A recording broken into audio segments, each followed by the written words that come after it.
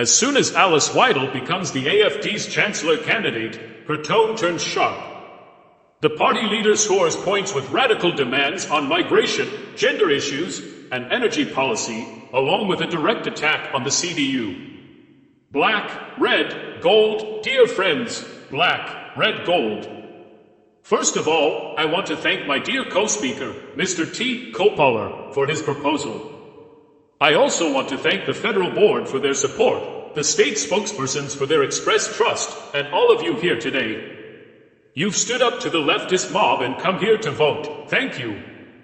I also explicitly want to thank the police forces and the Criminal Investigation Department for securing this event against the so-called red-painted Nazis who freed my convoy and car from a violent leftist mob today.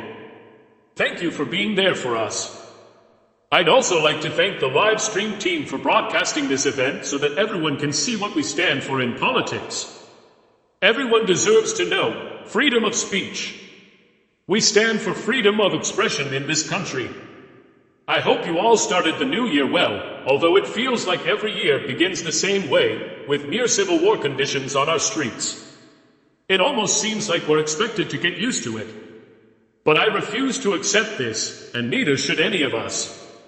That's why we're here, why we're committed to our cause and to our country.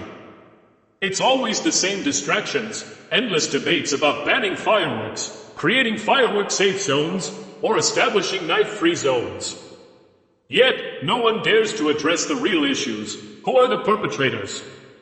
Who is wreaking havoc in our city centers, attacking paramedics, firefighters, and police officers? Who openly displays their contempt for the country that offers them protection? The same evasions happened after the horrific attack in Magdeburg right before Christmas. Instead of focusing on the facts, there was an immediate attempt by public broadcasters to portray the Arab perpetrator, who killed 6 people at a Christmas market and severely injured many others, as a supporter of our party. But the truth is different. This individual, who should have been deported long ago, was already known to the authorities and had been convicted by German courts. This was an act of terror brought to our land, and people lost their lives. Those responsible for enabling this must be held accountable and resign from their positions. It's always the same pattern, empty gestures of sympathy, evasions, trivializations, and distortions. But the people are no longer being fooled, not in Magdeburg, Solingen, Munich, Mannheim, Berlin, or anywhere else in the country. That's why we need the AfD to turn the tide in our nation, to make Germany strong, wealthy, and safe again. We have the answers, we have a plan, a concrete vision for Germany. In the first 100 days of participating in government, we will close the borders entirely and send back anyone entering illegally without proper documents. Shift asylum benefits to in-kind support and cut off welfare for those without residency rights. Conduct large-scale deportations. Adhere to the principle that asylum is temporary and ends when the reason for flight is no longer valid.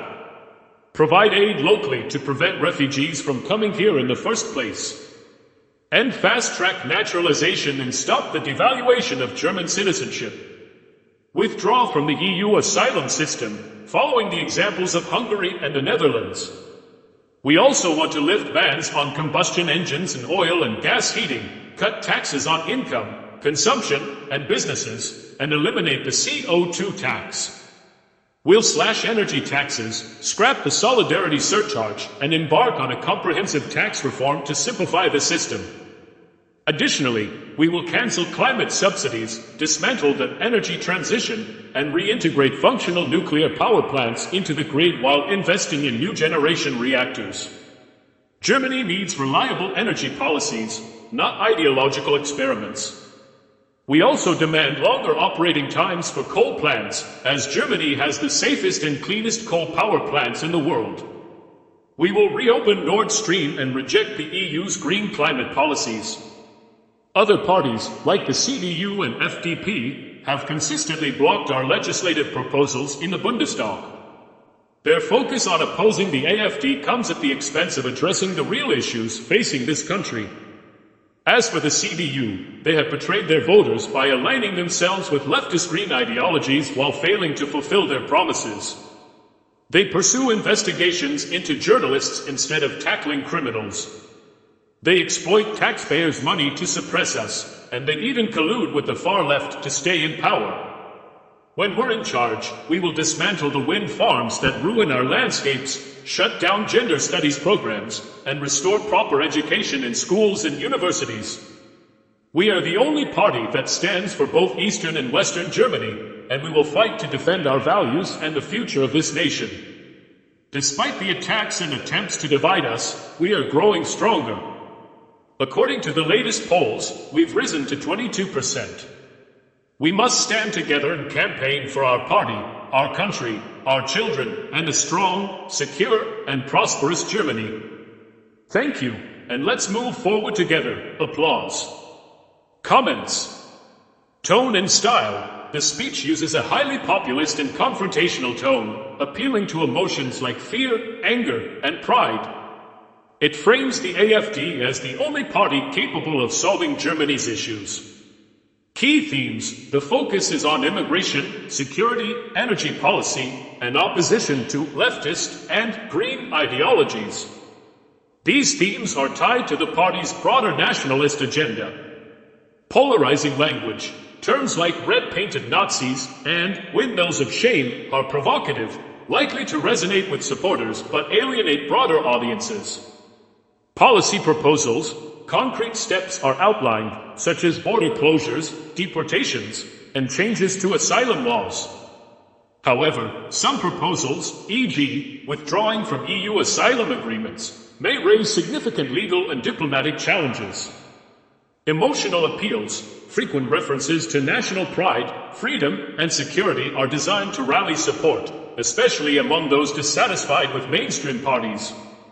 Tone and style. The description of her sharp tone suggests an intentional shift toward more confrontational or provocative language, likely aimed at mobilizing the party's base and drawing attention.